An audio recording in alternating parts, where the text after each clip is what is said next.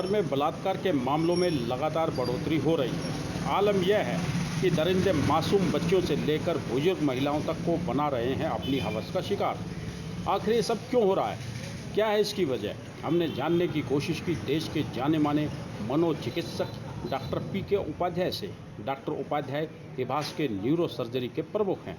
उन्होंने क्या कुछ बताया सुन सकते हैं आप भी। यदि ये वीडियो आपको पसंद आए तो हमारे news channel CPN news portal को सब्सक्राइब करना नहीं भूलें ताकि आगे भी अपडेट आपको मिलती रहे। देखिए, बलात्कार एक ऐसा अपराध है जो लोगों में मानसिक विकार और कुछ लोगों में तंत्रिका तंत्र के विकार के कारण होता है। आजकल जो आप बढ़ती हुई संख्या देख रहे हैं उसमें कुछ लोगों में फ्रस्ट्रेशन और अपने वैवाहिक जीवन या फिर अपने कार्य के जीवन में फ्रस्ट्रेशन को दूर करने के लिए कुछ लोग इसका इस तरह से दुरुपयोग करते हैं।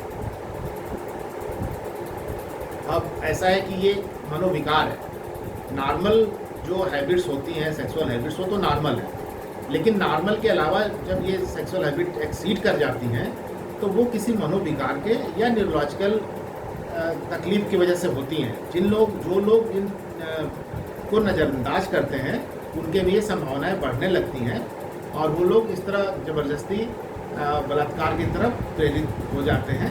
इसमें कुछ सर्कमस्टांसेस, कुछ एनवायरनमेंट फैक्टर और कुछ उनके अपने फैक्टर्स जिम्मेदार हैं, जिसमें ज़िंदगी में होने वाले एक स्ट्रेस हैं, जिसमें ज़िंदगी में नौकरी चली जाना, तनख्वाह का ना मिलना, ये सब इस तरह की फैमिली में प्रॉब्लम होना, सेपरेशन हो जाना अपने पति पत्नी से, ऐसे कंडीशन में ये लोग इस मनोविकार से अधिकतर प्रेरित हो जाते हैं और मौका लगते ही वो बलात्कार की स्थिति उत्पन्न कर देते हैं।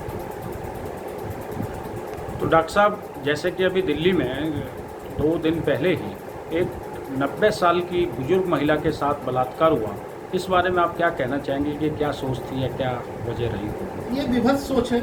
ये तो साफ जाहिर है कि वो मानसिक रूप से अस्वस्थ व्यक्ति था, लेकिन मैं तो आपको 2 कदम आगे जाकर बताना चाहूँगा कि मानसिक अस्वस्थता की वजह से ऐसा भी देखा गया है। अभी 4-5 दिन पहले ये स्टोरी आई है हैदराबाद से शायद, कि जब एक कोई लेडीज सड़क पे सोई हुई थी तो एक व्यक्ति ने उसका सर पत्थर से मार के बुरी तरह तोड़ दिया, जिससे कि उसकी मृत्यु हो गई और उसके मृत शरीर के साथ उन्होंने रेप किया।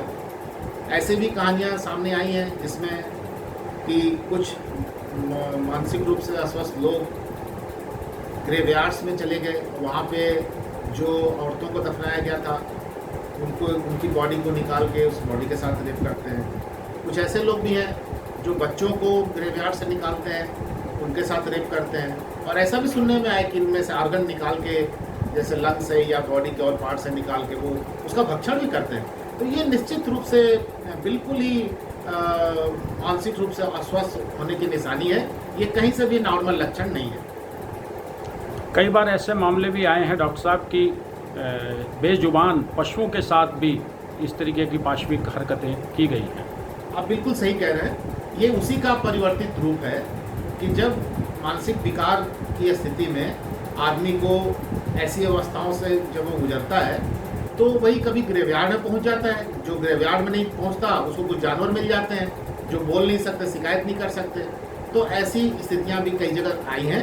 ये भी मानसिक विकारी है। ऐसे लोगों का मानसिक रूप से इलाज किया जाना जरूरी है। डॉक्टर साहब, क्या प्रशासन को या सरकार को इसको रोकने की तरफ कोई उपाय हो सकते हैं? देखिए, प्रशासन के लिए रोक पाना तो इन सब चीज़ों का बड़ा मुश्किल है। प्रशासन तो इसका इलाज कर सकती है, प्रिवेंशन कर सकती है कि ग्रेवयार्ड में कोई घुस ना पाए किसी तरह से।